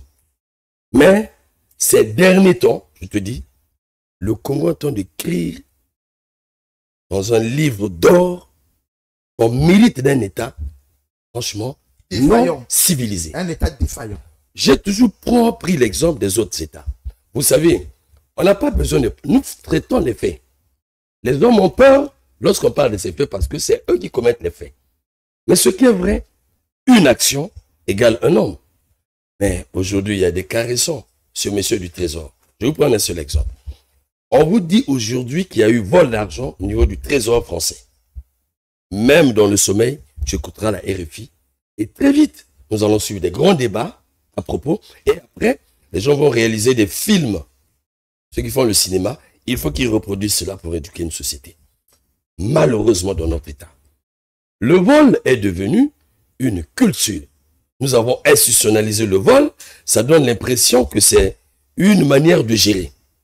Comment comprendre qu'un cadre commis au sommet de l'État puisse voler alors qu'il a déjà un poste? Vous avez un poste, on suppose que quand vous êtes ministre, DG, ainsi de suite, vous êtes quand même au sommet financier de l'État. C'est pas comme le bas congolais. Mais vous volez, j'insiste sur ce que j'ai dit, vous volez. Ça veut simplement dire, nous avons un problème de qualité d'homme. Moi, je recuse l'éducation à ce moment-là. Sincèrement, si c'est devenu un modèle, une manière de faire pour tout le monde, alors nous n'avons plus la conscience nationale. Nous ne sommes plus un État. Parce qu'on peut tout permettre, sauf le vol. Et on vole qui? L'État. Romy Kokilas, le docteur Ibarapéa, excusez-moi, je suis en train de vous suivre en direct. Le docteur Ibarapéa parlait tout à l'heure de plusieurs détournements. Ouais. Et vous savez qu'il y a ce qu'on appelle la présomption d'innocence aussi. Est-ce que vous pensez, quand il a cité les fonds de soutien à l'agriculture, il a cité les 14 000 milliards de la génération future, il a cité le CHU, il a même cité aussi le FIGA. Est-ce que vous pensez que finalement, je ne reste pas sur ces faits, mais est-ce qu'il y a réellement détournement dans ce pays? Je veux bien vous répondre. S'il n'y avait pas de détournement, qu'est-ce qui explique le silence du gouvernement? S'il n'y a pas eu de détournement, alors, qu'est-ce qui explique le silence du gouvernement? Mais vous voyez, tout un État s'acharne contre une dame ministre de la République. Voyez-vous? Sur un cas de vol. Et ça prend près de 3 mois, les gens crient dessus. Le gouvernement fait silence. Le gouvernement de la République. Donc, le gouvernement qui actionne la politique étatique. Le gouvernement fait silence. Du premier ministre au dernier ministre. Personne n'en parle jusqu'à aujourd'hui, sauf au Parlement. Alors, nous sommes tombés dans le vol des fonds agricoles. Je le dis pourquoi. Mais c'est toi et moi qui faisons la vulgarisation, la promotion de ces politiques.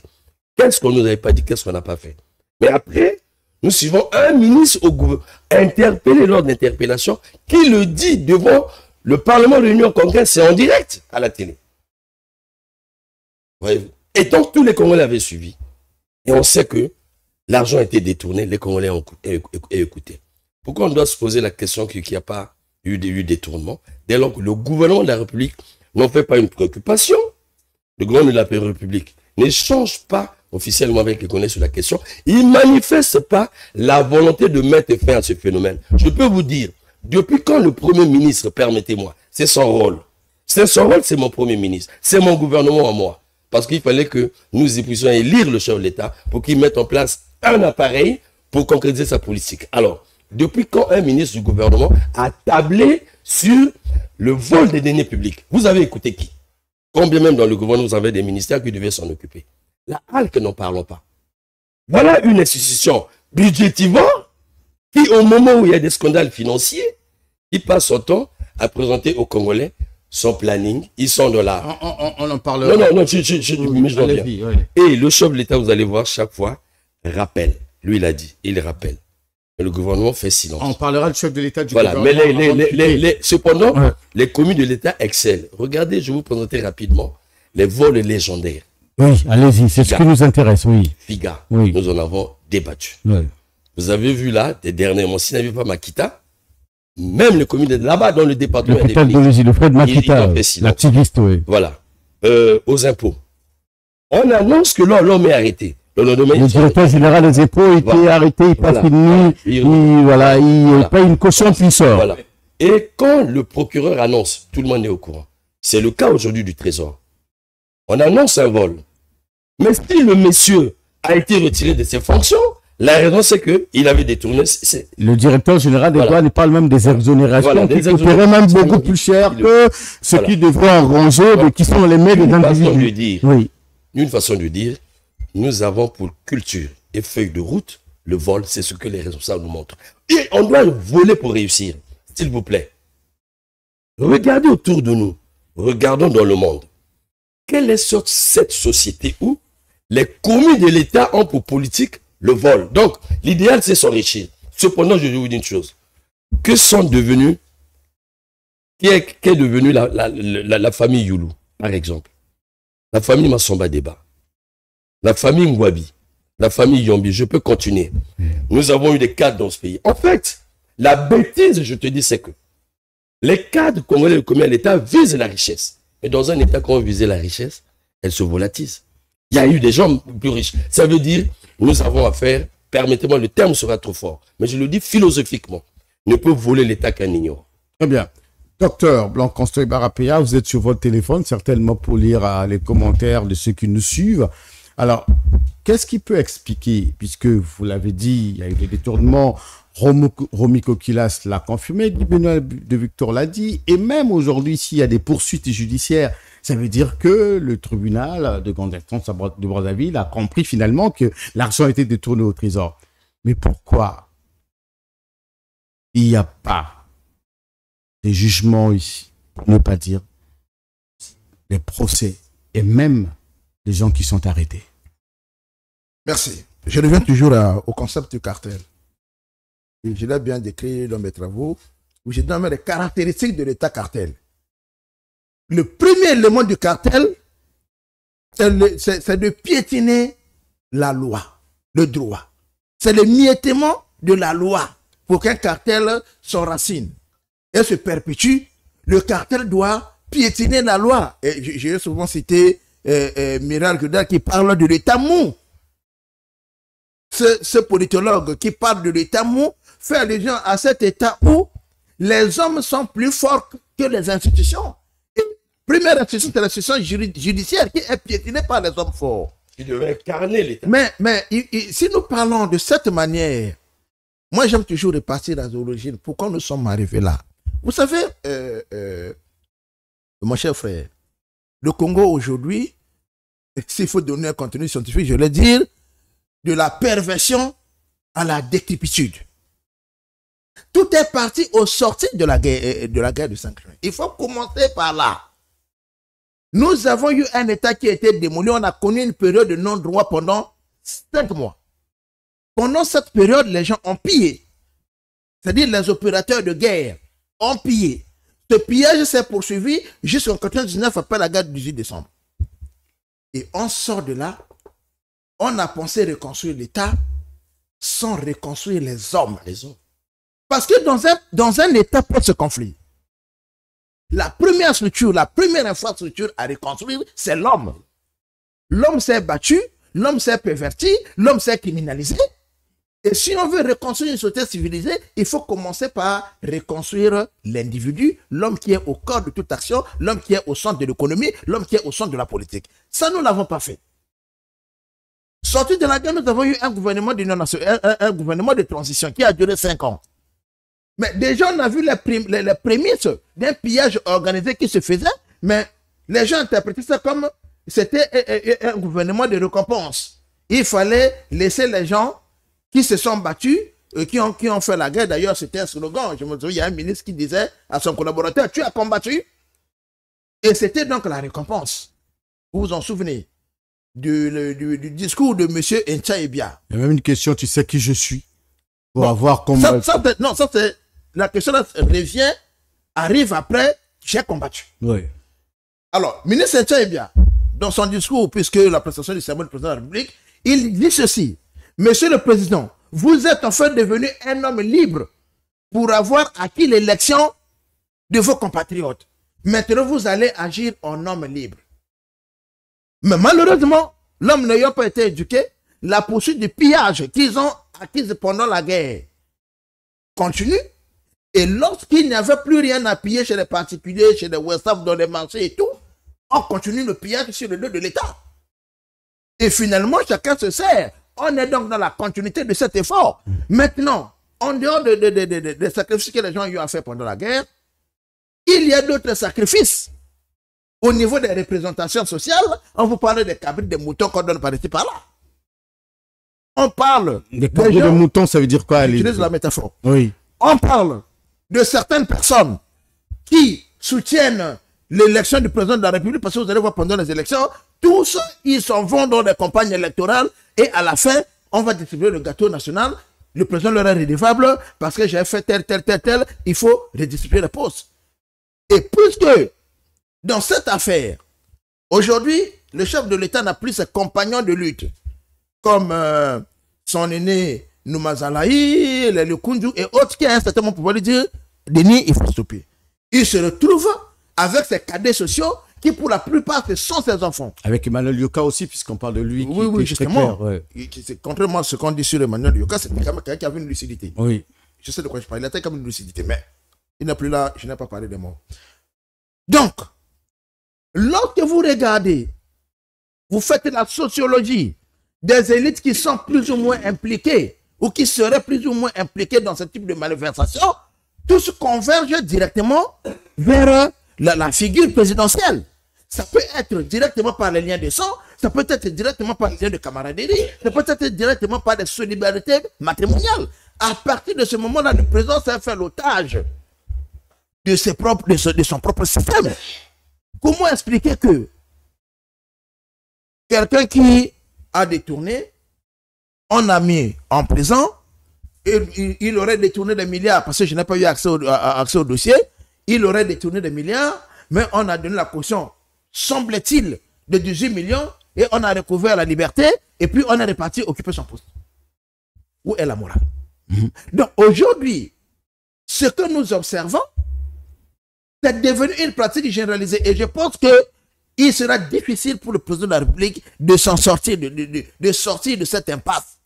Comment va-t-il procéder? On va parler du président de la République à la fin de cette émission. Guy Benoît Victor, il y a des individus qui fonctionnent en réseau. Le cartel fonctionne sous forme de réseau. Et la première loi du cartel, c'est de protéger ses membres. D'accord. Guy Benoît Victor, ce qui est vrai, c'est que, vous l'avez dit vous-même, hein, que le président de la République a dénoncé la corruption dans ce pays. Il a dit qu'il y a un verre dans le fruit. Il a déploré le fait que quand il avait déclaré la gratuité du passeport, que finalement c'était devenu compliqué. Il l'a dit plus d'une fois devant les parlementaires qu'il sait que même pour les actes administratifs, il y a tricherie, il y a vol. Il a dit aussi devant les juristes et autres que finalement, ce n'est pas que le judiciaire qui est totalement grippé par la corruption ou encore dans la corruption, mais il y a d'autres secteurs. Ça veut dire que tout le monde est aujourd'hui unanime qu'il y a corruption, qu'il y a vol, qu'il y a détournement. Mais pourquoi aujourd'hui tous ceux qui sont censés ou ceux qui sont cités, nommément d'ailleurs, dans ces détournements, de ces crimes économiques, sont libres? Merci beaucoup. Je crois que je suis obligé d'ajouter aux commentaires de Blanc Constant d'autres alinéas. Si nous parlons de l'État cartel, comme il le dit, évidemment, on se protège. Est-ce que Ngolali qui est cité a volé seul? Si Ngolali n'a pas volé seul, il ne faut pas gratter sur la chemise. On ne parle pas de moi, qu'on parle de non. L'individu qui est indexé, est-ce qu'il a agi seul? Et puisqu'il n'a pas agi seul, plus on gratte, plus on va découvrir qu'en dehors de celui qui a cité, il y a X, Y, Z qui sont du cartel du pouvoir. En ce moment, qu'est-ce qu'il faut faire? Il faut donc étouffer. Et je crois que c'est ce qui explique la léthargie de l'État et la non-sanction ou l'inactivité de la justice. Parce que, je ne peux pas comprendre. Prenons le cas du trésor public. Est-ce qu'un individu peut être seul à mandater l'argent? Il peut être ordonnateur et il peut être décaisseur de l'argent. Est-ce que c'est possible? Et l'argent passe par une banque, personne au cours. Attends, est-ce que c'est possible? Est-ce qu'il peut aller ouvrir le coffre-fort sans qu'il y ait l'accompagnement de XY, sans qu'il y ait l'autorisation, et il prend l'argent, il sort avec, il s'en va? Est-ce que c'est possible? Donc, ipso facto, on comprend aisément que c'est une synergie. Donc, c'est une compilation d'individus qui sont dans un réseau mafieux, qui agissent de concert. Et celui qui est au bout de l'œil de fil, qu'on a vu, c'est celui qui a la dernière décision, par exemple, d'autoriser la sortie. Voilà pourquoi on l'indexe. Mais l'argent va où? Parce que imaginez-vous, par exemple, le budget de l'État. Si on regarde le budget de l'État, dans tous ces ministères de la République, là, il gère le budget de l'État. Est-ce que tout l'argent que le Parlement autorise au gouvernement de dépenser pour faire fonctionner l'État, tout cet argent-là arrive dans les structures sous tutelle. Est-ce que toutes les directions générales et les directions sous-jacentes bénéficient du budget de l'État? Sinon, et pourtant, allons au trésor, faisons l'enquête, vous allez voir que l'argent a été décaissé, mais ce n'est d'abord arrivé au destinataire. Qu'est-ce qui s'est passé? Ça veut dire... Vous avez des phénomènes de pourcentage, tout le monde en parle. Mais voilà! Quand vous arrivez au ministère des Finances, on vous dit, je peux même débloque vos fonds, oui. il faut 10%, 30%. Je peux même en parler. Tout le monde en parle. Je peux vous donner un Tout le monde en parle. Ça fait aujourd'hui plus de 10 ans, 20 ans. Je voulais citer un ministre, nous étions pigistes à l'époque. Bon, on devait payer de l'argent aux pigistes, de la communication. Et pour payer de l'argent, dites-moi pourquoi on décaisse de l'argent, il faut les pourcentages. Il y a un ministre qui a dit, allez me monter celui qui cherche les pourcentages. Mais le DAF qui était en activité n'a pas eu le courage de montrer au ministre celui qui cherchait les pourcentages au niveau du trésor. Parce que s'il le fait, ça veut dire qu'il bousille la chaîne. Et ça, en tant que responsable du syndicat à l'époque, responsable du collectif des journalistes à l'époque, le ministre était obligé de nous avouer la vérité. Jean-François Ebovi. Ah non, je parle là de Tony Clio, ministre Alain Akwala à l'époque, oui. Et à l'époque, en ce moment-là, on a été bloqué. Et il a dit. Parce qu'il voulait découvrir. Mais il voulait découvrir. Mais qui demande les pourcentages au niveau du trésor alors que c'est l'argent de l'État? Au lieu, parce que quand il le fait, il crée là les grèves au niveau des médias. Et j'en parle, quand j'en parle, tous les journalistes de ma génération en savent quelque chose. On savent quelque chose. Bon, en ce moment-là, mais ça date quand même de 2002, nous sortons de la guerre. Donc, ça veut dire que c'est un phénomène qui date et qui a pris corps. Et la gangrène va cisailler la maison en pierre. La gangrène cisaille la maison en pierre. Si on y prend garde, si on y fonce trop, c'est toute la maison qui va s'écrouler.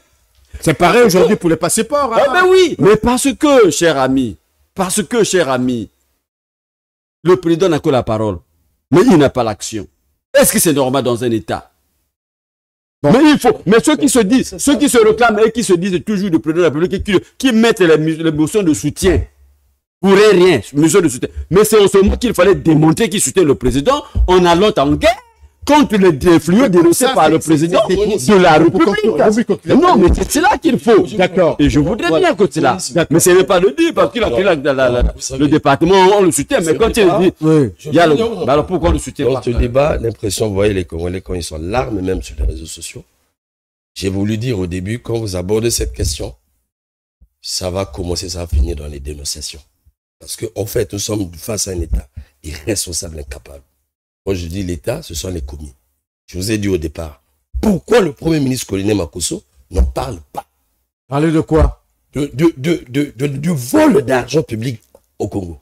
C'est un phénomène qui ne peut pas faire avancer un gouvernement. Mais il a dit devant les parlementaires que les Congolais n'aiment pas les réformes. Non. Quand je lui dis, je suis peuple. Ah, parce qu'il faut privatiser. Non.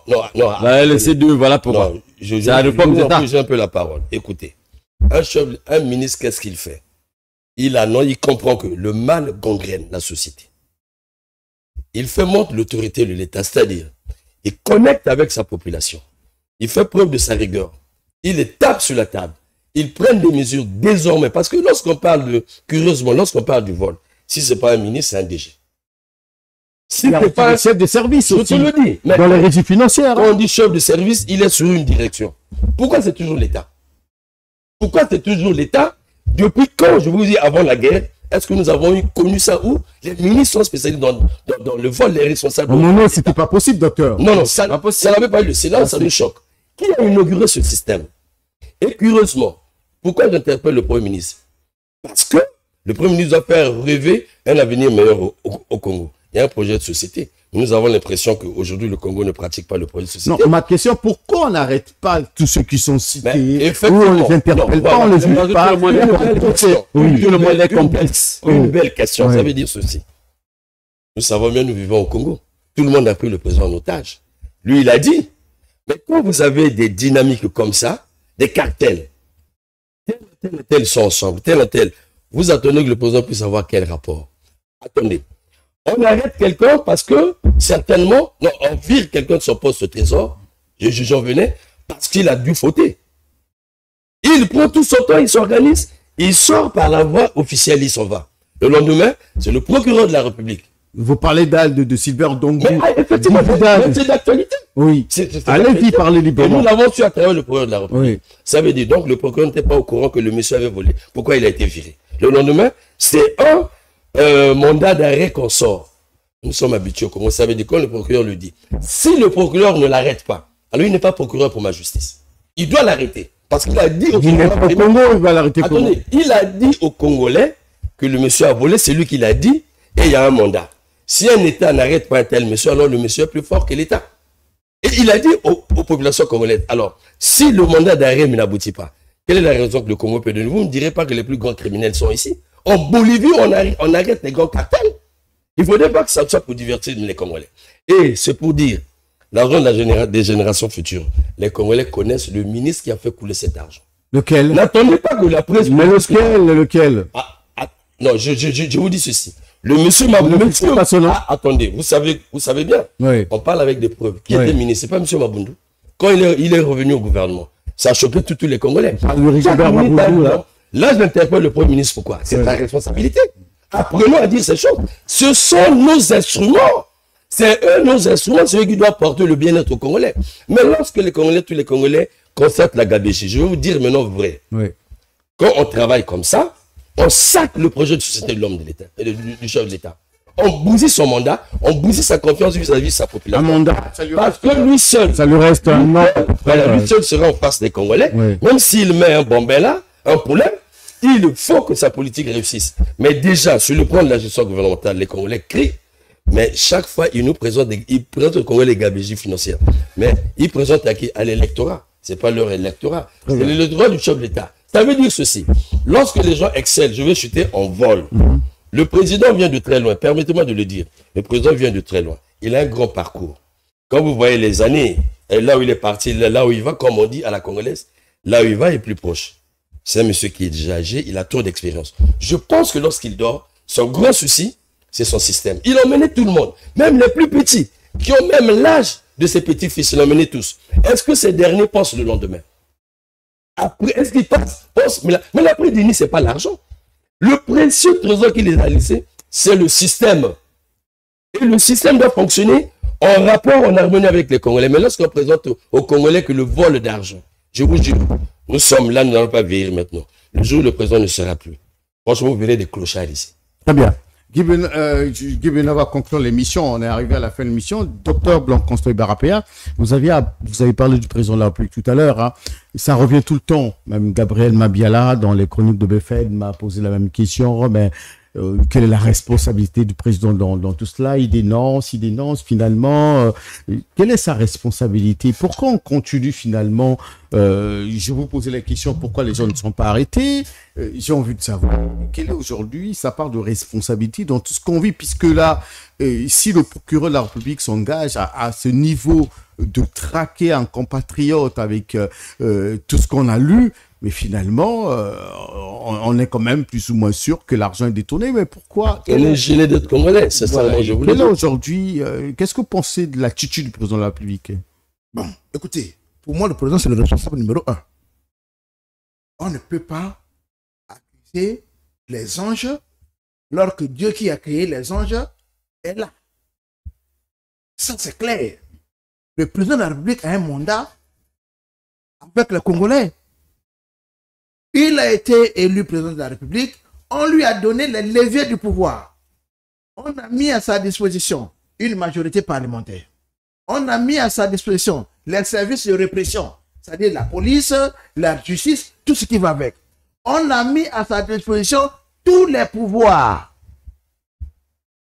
Aujourd'hui, il fait concurrence à M. Tati Mabiala, qui est le chef de file de l'opposition. On ne sait plus qui, puisque Tati Mabiala dénonce même moins que le chef de l'État. Mais il dénonce plus, c'est fini là.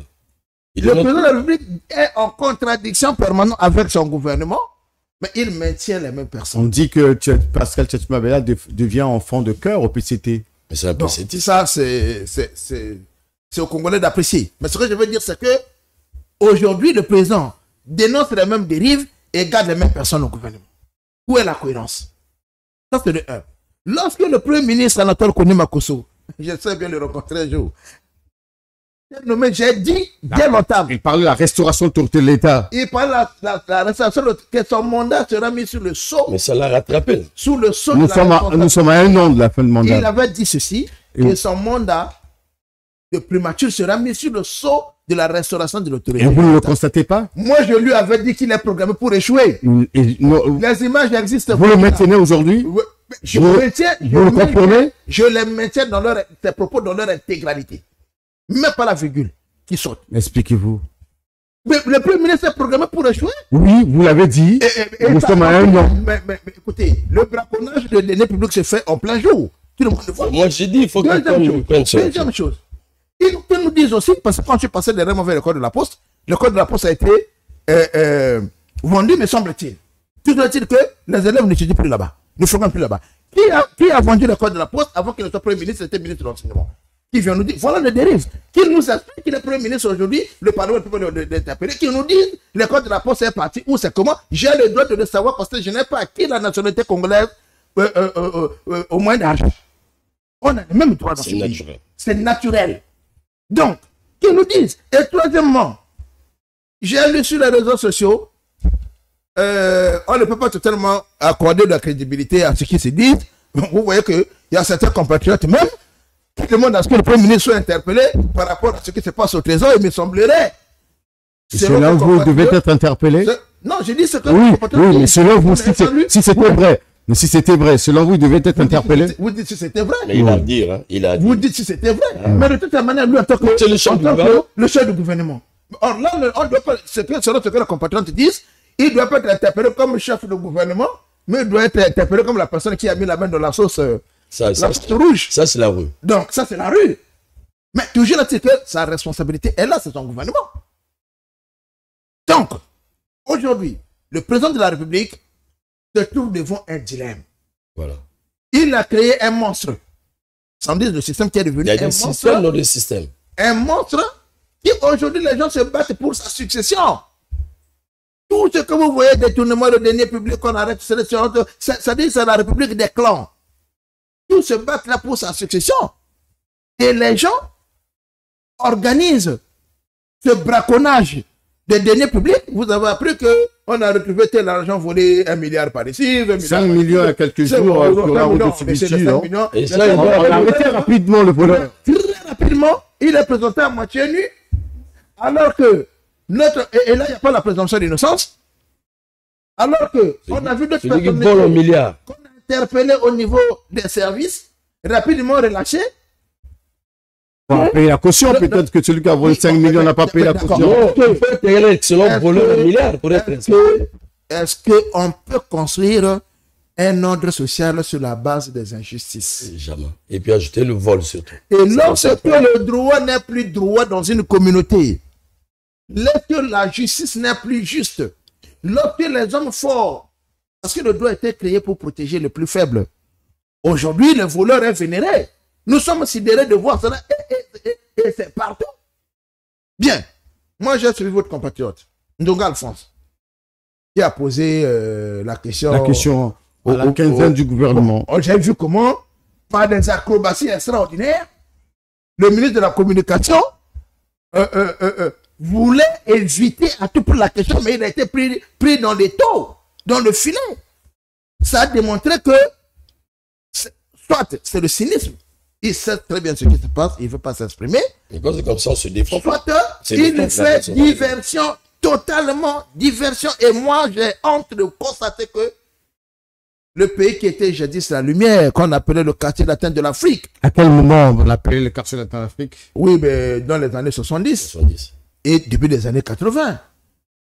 Et que le Congo aujourd'hui est devenu une perversion à ciel ouvert. Le modèle de référence.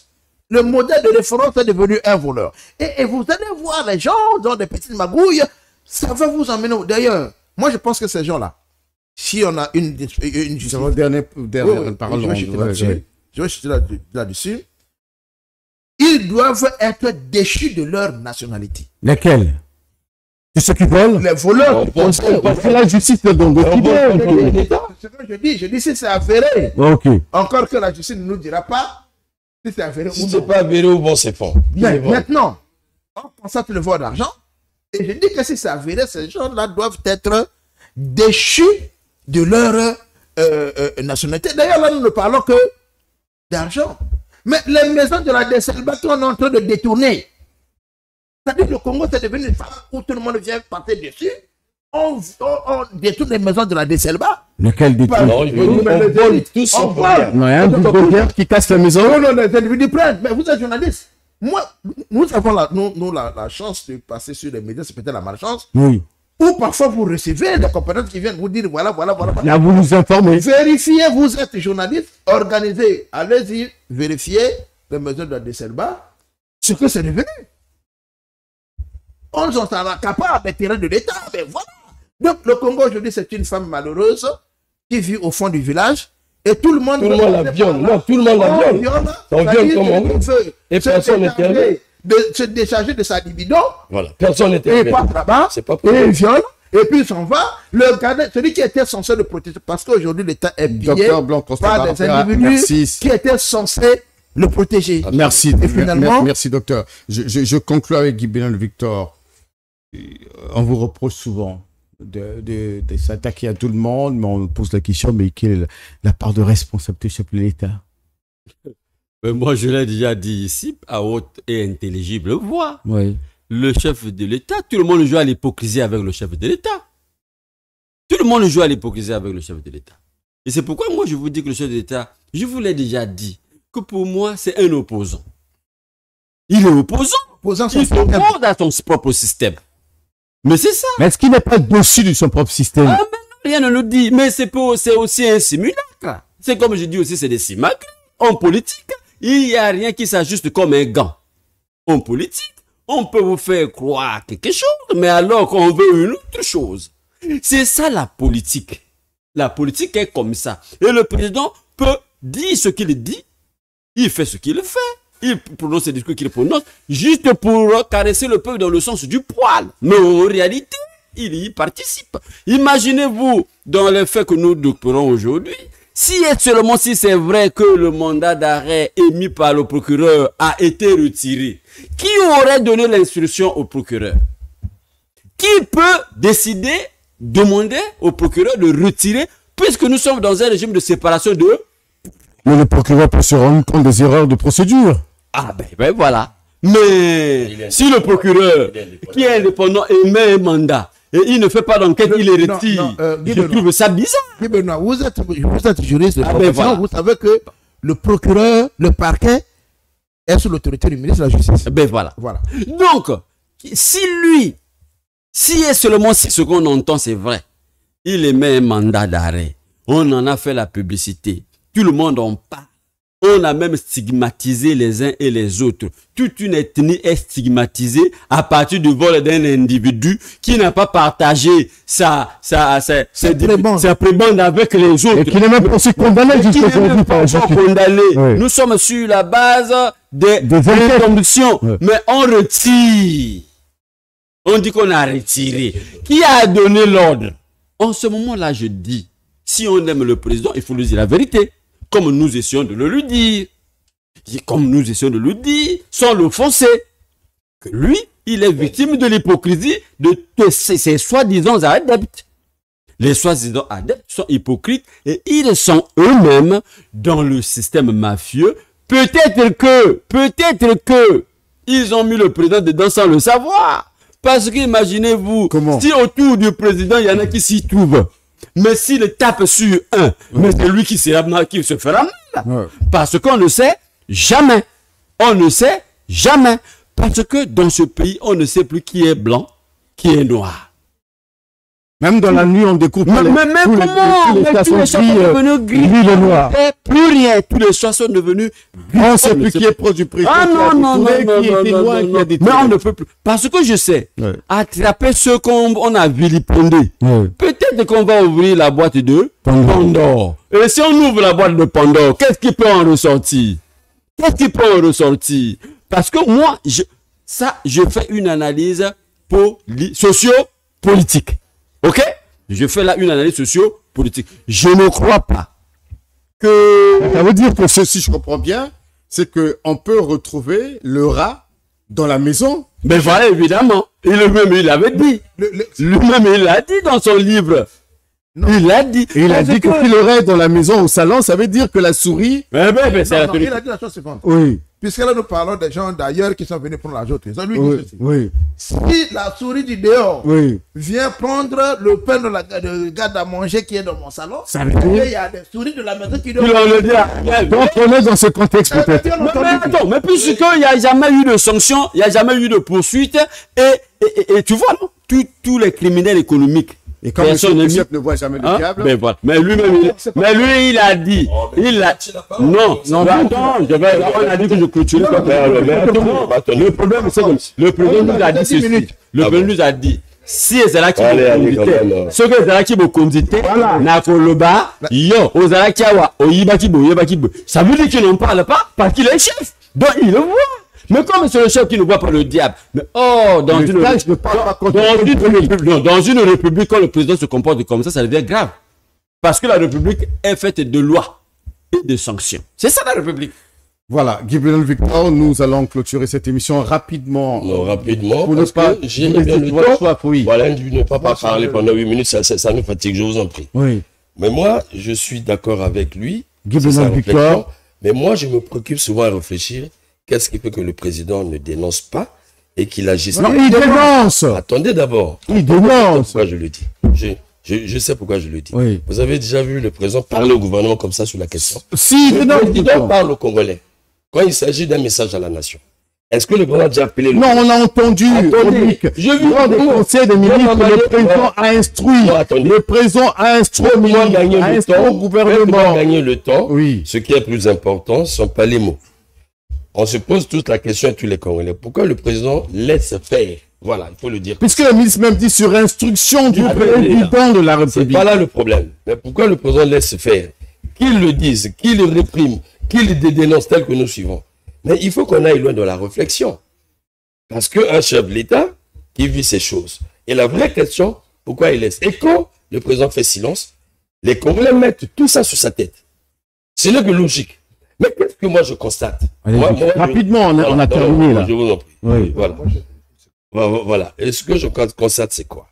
Nous savons bien ceux qui volent. Nous les voyons. Quand ils ont volé, ils sont célèbres, ils sont connus. On constate ceci. Le président fait confiance à un ministre, par exemple. Le ministre a un lobby. Et dans ce lobby, vous avez des DG, vous avez les directeurs, ainsi de suite. C'est chacun qui joue le jeu. Vous avez des groupuscules comme ça qui ont pris le président en otage. Ça, c'est mon analyse. Hein. Et souvent, quand il y a clash, un chef d'État a besoin du rapport. Vous pensez qu'un réseau de mafieux vont donner un bon rapport? Quand vous avez 4 réseaux qui ont été moulés dans la chose, ils donneront le même rapport. Qui va informer réellement le chef d'État? D'où on dit, aujourd'hui, les Congolais pensent que... On peut dire que le président est mal informé. Attendez, ça, très mal informé, je pense. Hein, parce que, sur l'affaire Dongo, je ne vois pas qui... J'ai suivi une dame sur les réseaux sociaux qui expliquait les choses. Elle était au trésor ou bien elle est avocate? Non, ou bien, on n'est pas à l'instruction, vous n'êtes pas juge, mais je donne juste Non, je l'information. pose des questions. Voilà. Mais moi, je l'ai écouté. Et je me suis dit, ceux qui emmènent le président, par exemple, à nommer, est-ce qu'ils disent la vérité au président? Est-ce que ce président de venir vérifier la qualité des hommes? Ça veut dire que le système est pourri. Le système est pourri parce que je ne vois pas qui est clean. La preuve. Je vais vous donner un exercice. Que le président se dise aujourd'hui, je dépose le tablier. Qui peut parler au Congolais? Si le président s'écarte, qui peut parler au Congolais? Mais selon la Constitution, c'est le président du Sénat qui le remplace. Attendez, non, mais comprenez-moi bien. Politiquement, qui peut convaincre les Congolais? Qui aura cet honneur d'être écouté par les Congolais? Personne. Parce que le vol a tellement, la médiocrité a tellement atteint le système, au point où ils ont... Personne n'est plus crédible. Personne n'est crédible. Crédible dans ce pays. Non, pardon, que le président. Attends, Il n'y a que le président lui-même. Voilà. Mais parce que c'est lui le patron du système. La vérité a démontré si le président s'écarte. Vous n'aurez qu'un... Je veux dire, attendez d'abord, le leader, ça sera qui? Donc, pour dire... Aujourd'hui, non, ça se Romic, on va repartir sur ce débat. Est-ce que je peux chuter? Rapidement, non, ça va. Oui, docteur. Alors, je vais de la chose suivante. Oui, rapidement, docteur. 2 minutes. Oui. 2 minutes. Non, il fera C'est trop bien.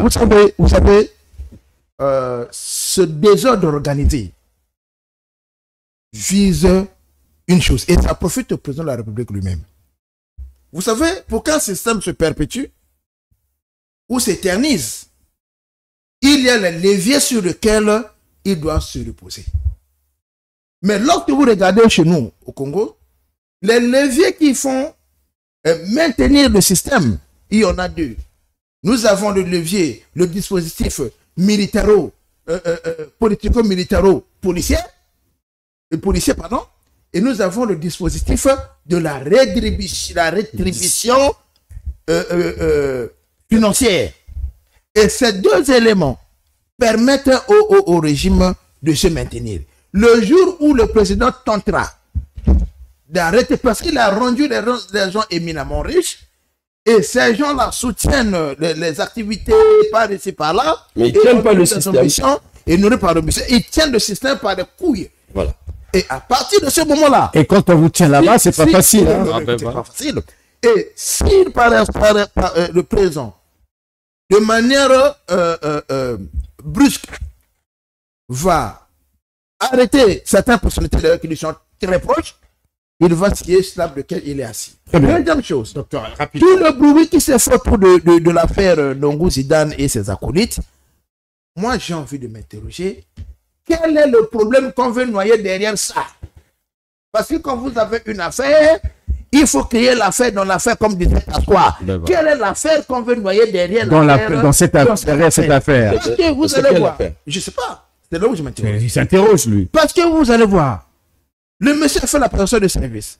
S'il y avait le truc sur la table des services, on ne sait pas. Il sort du territoire officiellement. Il a pris son billet, il est parti officiellement. Il n'est pas parti par ça. Il sort par l'aéroport du Mayamaya. Arrivé là-bas, il y a un mandat d'arrêt comme brandi contre lui. Bon, quelques temps après, on retire le mandat d'arrêt. Est-ce que c'est officiellement retiré? Bon, non.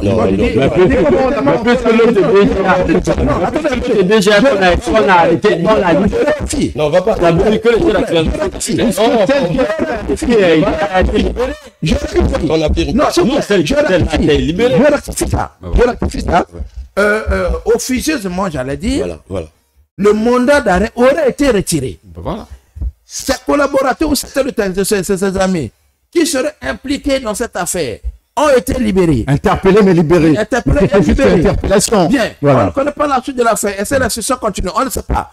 Troisième chose, on nous brandit les histoires où on a demandé, je ne sais pas, la levée de secret bancaire de M. Zidane, le numéro 10, et certaines entreprises qui lui sont très proches. Alors, il y a tout un cafouillage. Et on pose la question au ministre de la Communication qui n'arrive pas à expliquer. Il y a tout un cafouillage qui tourne autour de ça. Merci, docteur. Ce soir, on ne parlait pas de Sylvain Ndongo Zidane. On ne parlait pas de lui. On commentait non plus, j'ai envie de dire, les poursuites judiciaires, sinon les décisions de la justice.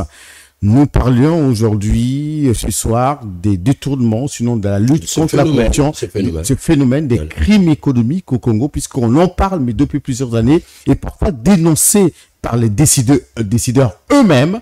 Malheureusement, jusqu'ici, on constate que ceux qui sont impliqués, qui seront impliqués ou dénoncés, circulent librement dans la ville et voyagent comme ils veulent. C'était ça ce soir notre interrogation. Parler des crimes économiques au Congo, surtout comment faire pour en lutter. Vous avez suivi de Dr Blanc Constant et Barapeya, vous avez suivi Guy Benoît de Victor, il est journaliste, vous avez suivi Romy Kokilas qui est journaliste, qui a d'ailleurs pris rendez-vous avec le ministre Léon Juste-Bombo pour parler du département Nkeni à Lima. Je pense que ce serait un débat. Peut-être qu'on l'organisera à DIR-TV ou ici, avec le ministre, avec le docteur Blanc Constant Barapeya et Guy Benoît de Victor d'ailleurs, qui aujourd'hui sont contre la démarche enclenchée par, j'ai envie de dire, les cadres et les hauts cadres de ce département. Merci de nous avoir suivis. Abonnez-vous surtout. Abonnez-vous sur Tchelika si vous voulez soutenir cette chaîne, si vous voulez l'accompagner, si vous voulez avoir des débats aussi utiles et constructifs. Abonnez-vous, partagez le contenu et invitez les autres à prendre part sur le débat. Je n'ai pas eu le temps de lire tout ce que vous avez dit tout à l'heure, faute donc de temps. Merci. Nous allons vous retrouver la semaine prochaine dans le dictionnaire politique. Merci à toute l'équipe technique qui m'a accompagné ce soir. À la prochaine occasion et surtout, bon week-end à tous.